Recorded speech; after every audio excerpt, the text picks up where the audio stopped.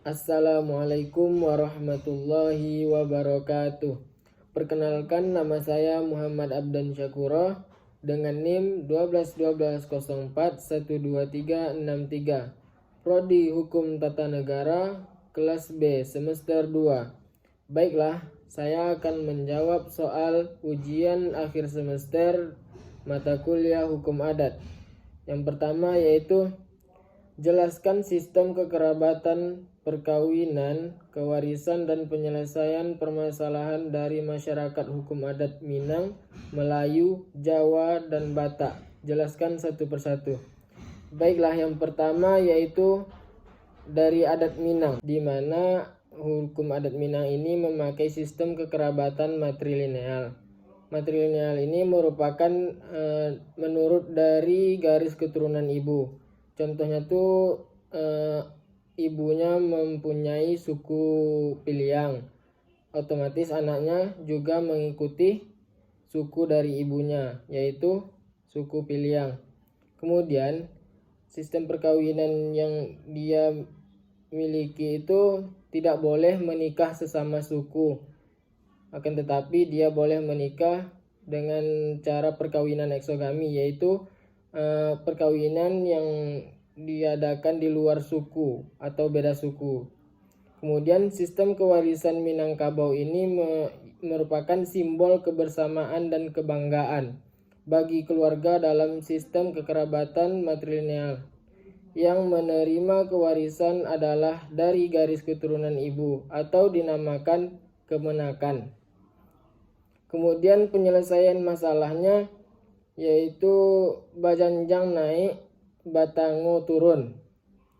Maksud dari itu adalah setiap persengketaan diselesaikan melalui proses lembaga adat pada tingkat paling rendah, yaitu mamak kaum. Kemudian yang kedua yaitu adat Melayu, di mana sistem perkawinan dan kekerabatan yang dipakai adalah sistem parental, yang artinya suami dan istri itu haknya sama, baik dalam keluarga, kedua belah pihak maupun dalam masyarakat. Kemudian sistem kewarisan hukum adat Melayu Riau sangat menjunjung tinggi dan berpegang teguh kepada hukum Islam. Walaupun masyarakat adat Melayu Riau menganut sistem kekerabatan bilateral dan dalam segi persukuan mengikuti ayah, namun ada sebagian kecil dari daerah lain yang persukuannya itu mengikuti ibu, seperti halnya yang berlaku pada provinsi tetangga kita yaitu Sumatera Barat dengan adat istiadat Minangkabau. Kemudian penyelesaian konflik di Provinsi Riau ini terdapat dalam lembaga adat, misalnya Riau yang dibentuk untuk mewadahi dan berfungsi melakukan pembinaan, pengembangan, dan penerapan serta pengawalan nilai-nilai adat Melayu. Kemudian selanjutnya yaitu adat Jawa. Sistem kekerabatan adat Jawa ini tidak tergantung pada suatu sistem normatif atau sebuah sistem tertentu. Pada umumnya orang Jawa hanya berhubungan dengan keluarga intinya saja, yaitu orang tua dan saudara kandung. Kemudian sistem kewarisan yang dianut masyarakat Jawa yaitu semua anak mendapatkan hak untuk mewarisi, hak warisan yang sama atau dalam bagian yang sama gitu. Kemudian sistem perkawinan yang dianut masyarakat adat Jawa ini yaitu bebas, di mana mereka tidak membedakan antara laki-laki dan perempuan. Kemudian cara penyelesaian masalahnya masyarakat hukum adat Jawa itu contohnya seperti penyelesaian sengketa warisan dalam masyarakat adat Kampung Naga di Desa Nenglasari, Kabupaten Tasikmalaya. Langkah awalnya diadakan musyawarah mufakat keluarga dengan mengedepankan prinsip kekeluargaan dan keadilan. Kemudian selanjutnya yang keempat yaitu sistem kekerabatan dalam adat Batak. yang mana orang Batak itu menganut sistem kekerabatan yang mengambil dari garis keturunan patrilineal, yaitu dari keturunan ayah. Dalam warisan, anak laki-laki lebih banyak mendapatkan warisan, sedangkan anak perempuan mendapatkan dari orang tua suaminya saja, atau bisa disebut dalam kata lain dengan cara hibah. Kemudian perkawinan yang ideal bagi Batak Toba itu dengan perkawinan pariban. Perkawinan orang Batak adalah perkawinan dengan orang yang menikah tidak dengan sesama suku atau marga sendiri gitu. Kemudian konflik penyelesaian ini dengan cara perdamaian yang dilakukan secara adat. Dan kepala suku juga bertugas sebagai seseorang yang mengambil keputusan adat, yang mana keputusan yang diambil tersebut itu mengikat pada keputusan serta mengedepankan kerukunan dalam keluarga masyarakat. Baiklah, kemudian selanjutnya soal yang kedua, yaitu jelaskan tahapan-tahapan yang harus dilalui dalam pelaksanaan perkawinan dari masyarakat adat Minang, Melayu, Jawa, dan Batak, beserta filosofi dari tahapan-tahapan tersebut. Jelaskan satu persatu. Baik, yang pertama dari adat Minang. Adat Minang itu yang pertama yaitu marase. Artinya calon mempelai wanita mendatangi calon pria. Kemudian yang kedua yaitu maminang dan babimbang tando. Artinya calon wanita datang membawa buah tangan kepada calon mempelai pria.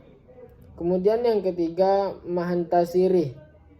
Mahantasirih ini kedua mempelai meminta izin kepada keluarga yang dituakan.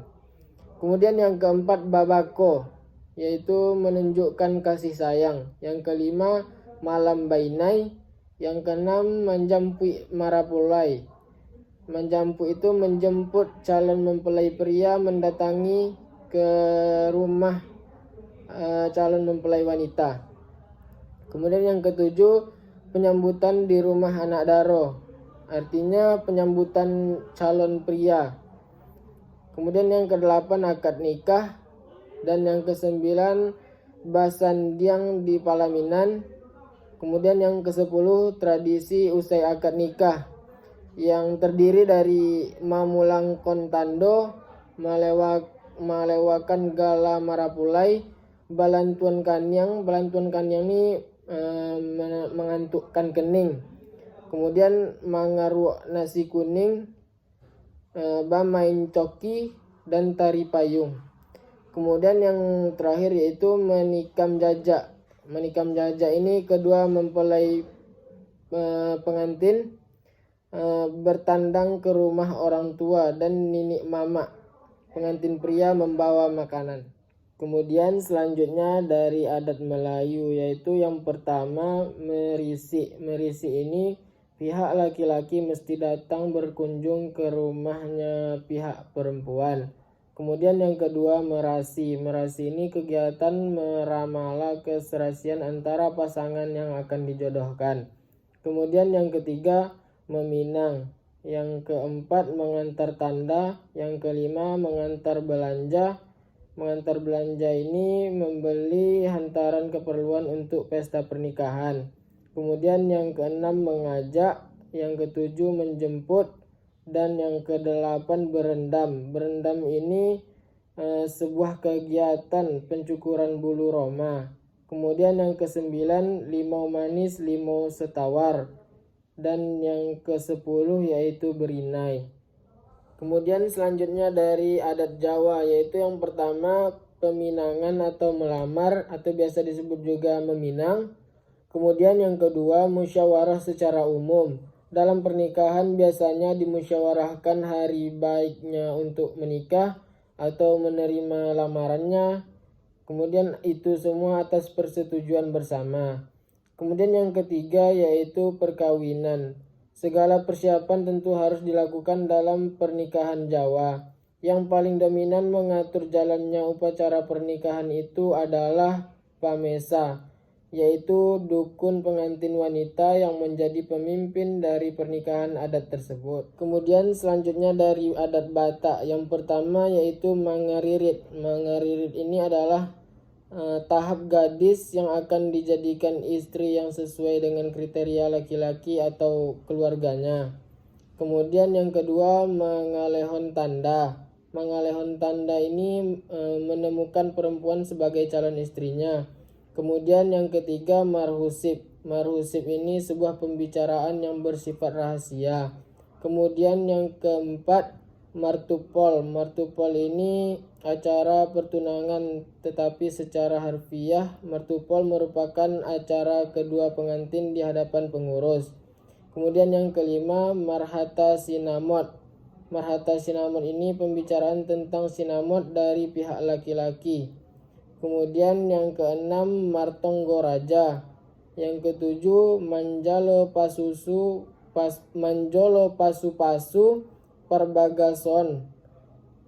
Kemudian yang kedelapan, marunju atau alaun unjuk, yaitu pemberkatan dari seluruh keluarga terutama orang tua. Kemudian yang kesembilan, dialab jual. Yang ke-10, ditaruhon jual.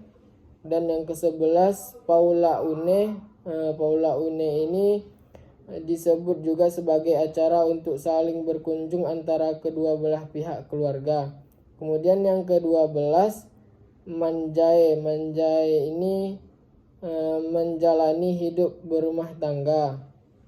Kemudian yang ke-13, maningkir tangga. Maningkir tangga ini kunjungan ke rumah pihak laki-laki. Kemudian dilanjutkan dengan mengunjungi pengantin di rumah laki-laki yang disebut juga dengan acara maningkir tangga. Selanjutnya soal yang ketiga, yaitu cari artikel jurnal yang menjelaskan tentang keberfungsian lembaga adat di masyarakat adat Minang dan Batak atau Melayu dan Batak. Kemudian dibaca secara mandiri dan jelaskan dalam video dengan menyebutkan judul, penulis, nama, jurnal, lembaga yang menerbitkan, dan volume berapa. Baiklah, di sini saya akan membawakan dua jurnal, yaitu yang pertama jurnal dari adat Melayu dan adat Batak. Yang pertama yaitu dari adat Melayu dengan judul Peran Lam Riau dalam Mengembangkan Budaya Melayu Riau di Kota Pekanbaru. Nama penulisnya yaitu Yeti Armaliza, yang nama judulnya Pendidikan Sejarah FK. Lembaga penerbitnya dari Universitas Riau. Volume ke-7 pada tahun 2013. Di sini dalamnya itu menjelaskan tentang yang pertama dalam bidang pendidikan, yang mana mengadakan pelatihan pembinaan generasi muda melalui agama dan nilai-nilai adat. Kemudian yang kedua dalam bidang ekonomi, mendirikan Yayasan Lembaga Adat Melayu Riau atau koperasi untuk memperoleh dana dalam mendukung kegiatan Lembaga Adat Melayu Riau atau LAMR. Dan yang terakhir dalam bidang penelitian, mengembangkan bahasa dan adat Melayu Riau belum dapat dilaksanakan sepenuhnya karena keterbatasan tenaga dan kondisi daerah. Kemudian selanjutnya yang kedua yaitu dari adat Batak. Adat Batak ini yaitu judulnya Peran Dalihan Natolu dalam Menyelesaikan Permasalahan Kekerasan dalam Rumah Tangga atau KDRT di Kabupaten Humbang, Hasundutan. Nama penulisnya yaitu Herlina Lumban Batu, dengan nama jurnal Lembaga Adat Dalihan Natolu yang diterbitkan oleh Universitas Riau dengan volume 6 pada tahun 2019. Dalamnya itu menjelaskan tentang masyarakat Batak Toba tetap menjunjung tinggi falsafah hidup mereka dan akan tetap terus dipertahankan dan tidak akan pernah hilang sampai saat ini. Mungkin hanya sekian yang dapat saya jelaskan dalam ujian UAS hukum adat ini. Lebih dan kurangnya saya mohon maaf. Wabillahi taufik wal hidayah. Wassalamualaikum warahmatullahi wabarakatuh.